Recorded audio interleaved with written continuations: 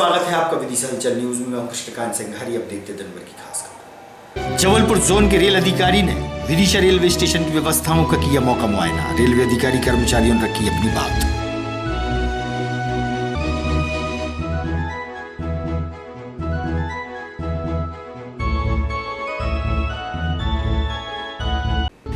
कृषि विभाग में कार्यरत कृषि संविदा अधिकारी कर्मचारी संघ के बैनर तले 15 लोगों की टीम पहुंची कलेक्टर के पास, रखी अपनी परेशानियां।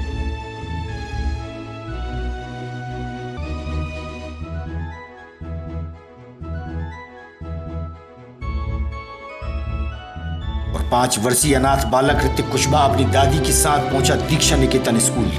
दादी बमुश्किल घास बेचकर करती है भरण पोषण, प्रशासन से लगा रही है मदद की गुहार।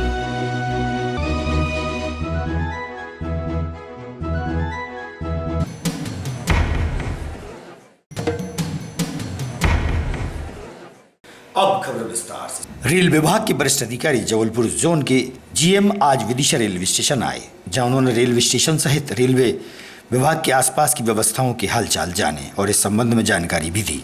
इस अवसर पर रेल विभाग के अधिकारी कर्मचारी उपस्थित थे। सभी ने अपने सुझाव रखे।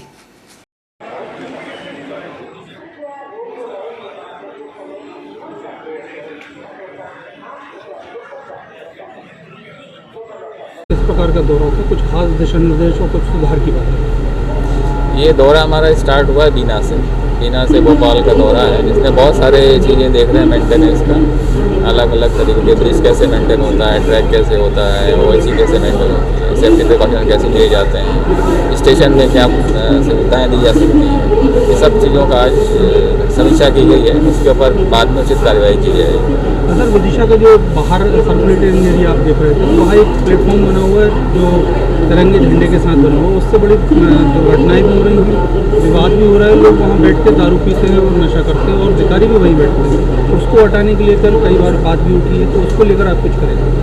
वो यहाँ लोकल एसएस हैं, वो देख रहे हैं इस चीज़ को कि क्या एक्शन लिया जा सकता है। एसएस और आरपीएफ मिलकर के उसमें एक्शन लिया। सर, देखा जाता है अक्सर रेलवे पट्टी के ऊपर लड़कियाँ या युवक सेल्फी लेते देखे जाते हैं। इनके लिए क्या प्रयास करेंगे आप? हम लोग तो प्रयास करते रहते हैं, जगह जगह हम लोग एडवर्टाइजमेंट करते हैं कि आप ट्रैक पे मत चलिए, सेफ्टी करिए, एसएमएस जनरेट करते हैं। हमारी आप लोगों से भी गुजारिश है कि आप लोग भी इस अभियान में शामिल होकर के और लोगों को भी जागरूकता पैदा करें।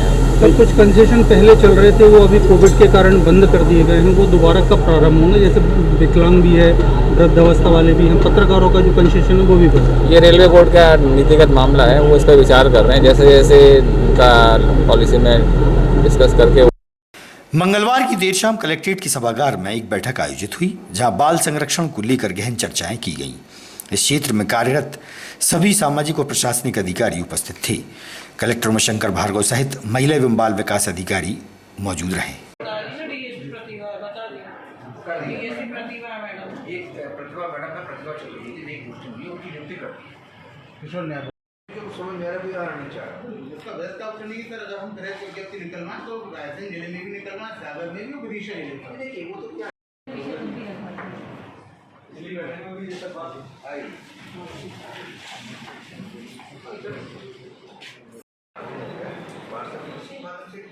मुझे कोई आपत्ति नहीं है।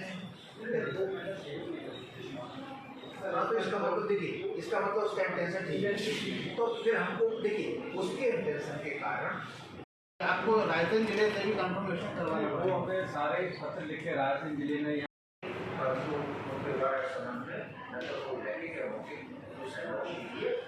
अंतिम बार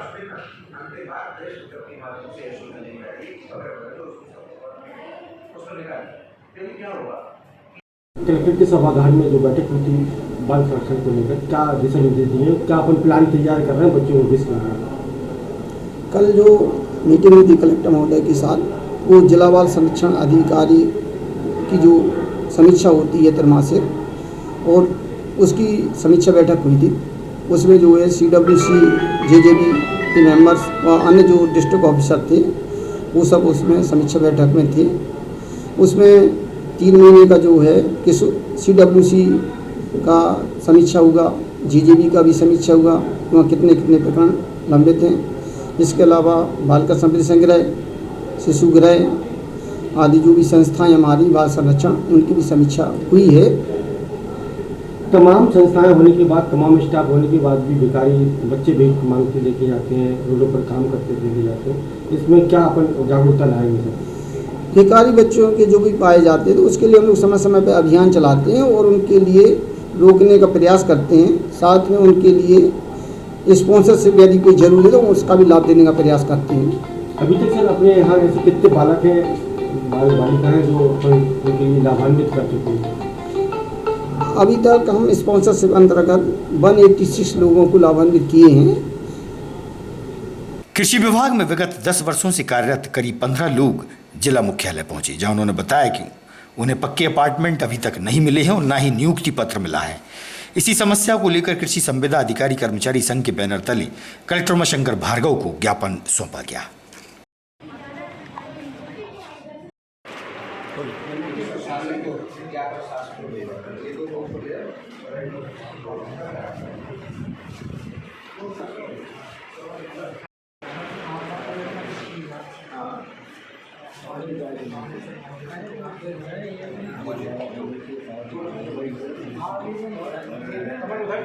बीटीएम आत्मा परियोजना जिला विदिशा।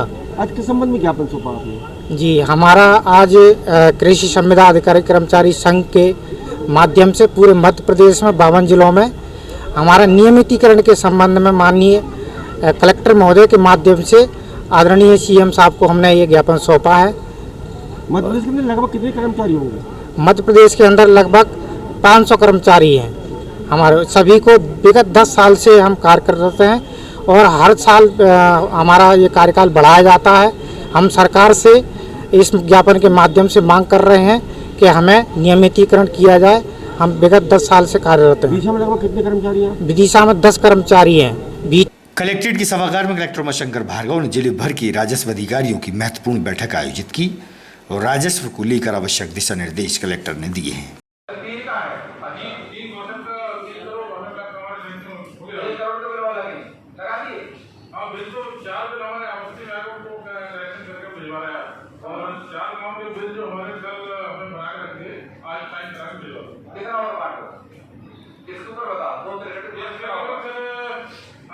डोल 11 के अवसर पर भगवान श्री गणेश की प्रतिमाओं का विसर्जन पुण्य सलीला में बेतवा में किया गया।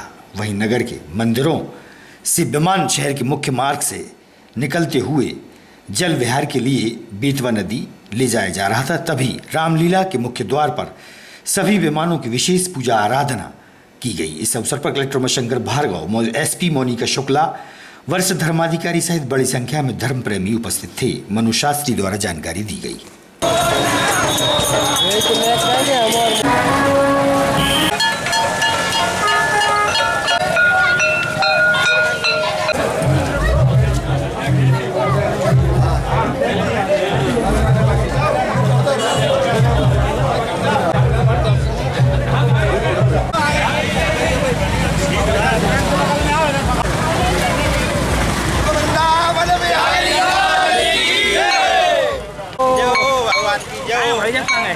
ऐसा घर पे ही है।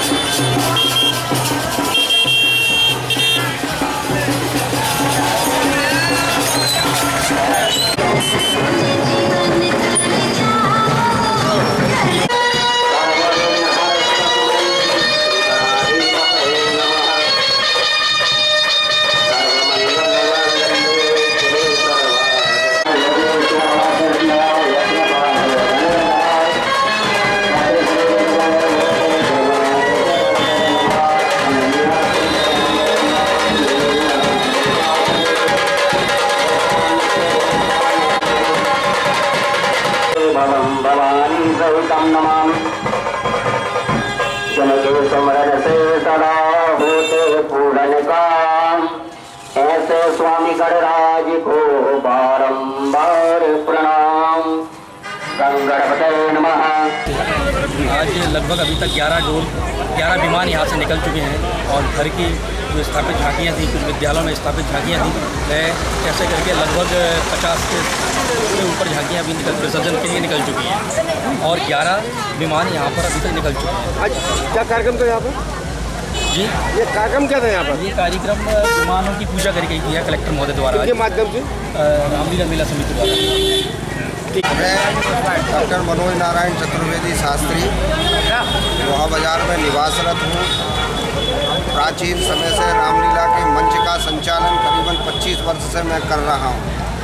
मर्यादा पुरुषोत्तम भगवान राम की कृपा, उनका आशीर्वाद है। इन सब रामलीला के सदस्यों का स्नेह प्रेम है कि उस कार्य को मैं निर्वहन कर रहा हूँ। आज क्या अवसर था और यहाँ पर क्या कार्यक्रम था और ये क्या बोलते हैं इनको? भारतीय संस्कृति के अंतर्गत परमात्मा की आराधना, सेवा और पूजन के अलग अलग निहित कार्य किए गए। उन्हीं निहित कार्यों में से एक भाद्रपद मास के शुक्ल पक्ष को एकादशी का पावन पर्व होता है, जिसे फूल डोल एकादशी कहते हैं, जिसे जल झूलनी एकादशी कहते हैं। भगवान गजानंद का विसर्जन तो आज के दिन होता ही है। साथ में मंदिरों के राधा कृष्ण भगवान वैत्रवती के पावन जल से स्नान करने के लिए, पूज्य होने के लिए घर से विमान के रूप में, डोले के रूप में नदी तक आते हैं। जिस प्रकार शरद उत्सव आता है, शरद पूर्णिमा पर भगवान दरवाजे के बाहर रखाते हैं, उसी प्रकार जल झूलनी एकादशी के दिन परमात्मा वैत्रवती के पावन तट पर वहाँ आकर उनको जल से स्पर्श कराया जाता है, स्नान कराया जाता है, उनकी पूजन की जाती है। ये जो विमान है इनकी परंपरा कब से यहाँ से निकलने की, कब से स्थापित?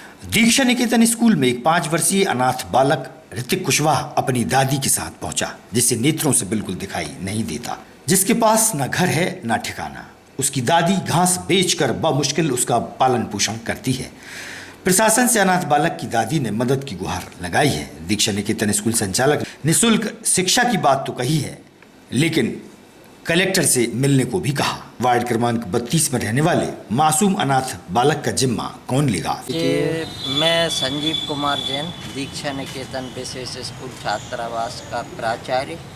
क्योंकि ये सुभाष नगर में रहते हैं और काफ़ी स्थिति दयनीय है कि एक टाइम का खाना नहीं रहता। इनके माँ शांत हो गई है, पिता का पता नहीं है कई वर्षों से। इसके बाद इस बच्चे को हम रोज़ बुलवाते हैं स्कूल में और उसकी शिक्षा दीक्षा दे रहे हैं। क्योंकि इसका घर काफ़ी जीर्ण शीर्ण और मिट्टी का बना हुआ था, वो भी गिर गया है। ये वार्ड नंबर 32 में ये पार्षद वगैरह के पास गए होंगे मुआवजे के लिए, तो इनको मुआवजा नहीं मिला है। तो मेरा कलेक्टर महोदय से अनुरोध है कि कृपया ऐसे लोगों के लिए इनके भरण पोषण के लिए कुछ राशि उपलब्ध हो जाए तो ज़्यादा अच्छा रहेगा। क्या बच्चे की स्थिति है? क्या बच्चा दृष्टिबाधित है और काफ़ी पुअर से भी पुअर स्थिति के हैं, ये लोग बिलोंग करते हैं और काफ़ी परेशानियां हैं। सागर पुलिया रेत है। क्या काम करती है? अरे भाई क्या चारों मारो बेचते हैं। बच्चे क्या नाम है? जो बच्चे को ऋतक बाको है सो लक्ष्मी। क्या दिक्कत है इसको? जा मोड़ा है, दिखात नहीं है बेचारी। अच्छा, और दिखात नहीं है तो अपन पी साफ कर भी लो आ जाओ और पानी भी भर कर दियो जब वो पी पाते हैं। आप देख रेख कर रही हो? माता पिता? अरे माता पिता तो काके थे, माता मर गई, पिता की पता नहीं है कितने मर गए। कजन कितना वो तो भोपाल में और दारू पीते हैं भोपाल। सच्ची मुच्ची झूठ नहीं बोलते। कौन से स्कूल में पढ़ते हैं? कनिष्ठा जेई स्कूल में।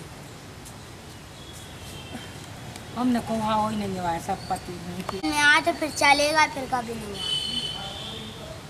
2 दिन आते थे। क्या नाम है तुम्हारा? राधिका नाम। तुम्हारा? ऋतिक। कौन से स्कूल में पढ़ते हो? जेई स्कूल में। जे कौन सा है? कनिष्ठा। दीक्षा निकेतन। कौन सा स्कूल है? दीक्षा निकेतन बोल। कौन सा स्कूल है? दीक्षा। करी मोहल्ला स्थित श्री रघुनाथ जी के मंदिर में राधाष्टमी का पर्व धर्मप्रेमी महिलाओं द्वारा भजन कीर्तन के साथ मनाया गया।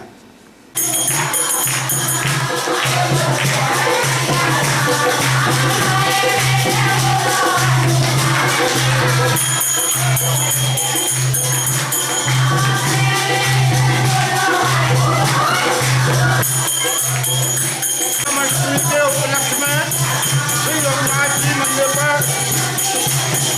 खाना और जो धन दौलत वगैरह है जो लुटाई गई और भजन हुए।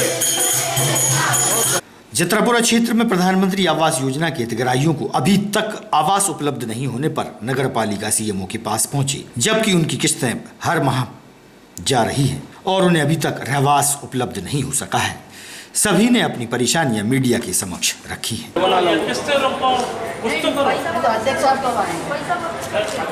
थोड़ा पीछे होना भी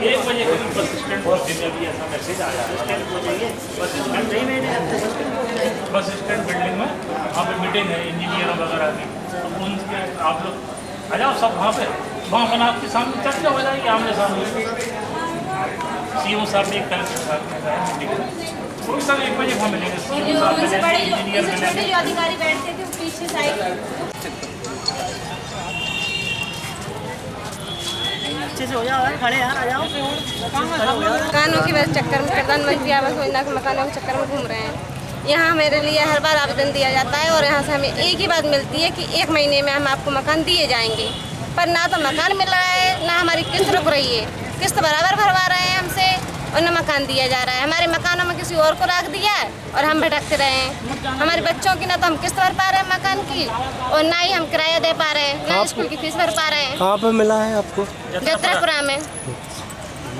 किस्त कटती बराबर देना है, बच्चों की स्कूल की फीस नहीं भरा पा रही हमारे। 2 साल से किस्तें कट रही हैं। आज हर 7 तारीख को भराती है और उससे पहले पैसे ले लेते और मकान भी नहीं दे रहा है हमको, हर बार परेशान कर रहे हैं। जगह से कहाँ तक किराया भोगेंगे? कि पैसे भी ले लिए हमसे पूरे और हमारे मकान भी नहीं दे रहे हैं, या तो फिर हमारे मकान दे दें। कितने महीने से किस्त भर रहा है? 2 साल हो चुके हैं लोग को, किसी को 2 साल, किसी को 1.5 साल, 1 साल जैसा मतलब हो चुका है। 14 महीने हो गए वहाँ। 14 महीने हुए होंगे बराबर। 14 माह से लगातार 2 महीने में दे देंगे, 2 महीने में दे देंगे। आज 2 महीने से 14 महीने फीस तक लिए कि हम करवा देंगे जल्दी काम। किसी के घर में कमाने वाला नहीं, मकान दे नहीं पा रहा है, कोई घर में है पर वो हमें मकान दो या हमारे पैसे वापस। अरे 2 जगह के पैसे कोई नहीं भर पाएगा ना। हम कैसे निकलेंगे जब तक हमारे किराया भी दिया 2 जगह का कोई नहीं दे पाएगा। हर बार ये आते हैं तो हर बार उनसे ये कहा जाता है कि भाई 2-4 महीने में दे दिया जाएगा। 2-4 महीने की टरका के वापस बैठ जाते हैं। शांति से कोई नगर पालिका को कोई कर्मचारी या कोई भी अधिकारी काम नहीं करने को तैयार नहीं है, ना हम गरीब लोगों की सुन रहा है। आज क्या बोले? अभी तो साहब मिले नहीं है। 1 तारीख को 1 बजे मीटिंग है, उन सब लोग 1 तारीख 1 बजे वहाँ मिलेंगे बस स्टैंड पे। ताजा तरीन खबरों से रहिएगा आप अपडेट देखते रहिएगा विदिशा चैनल।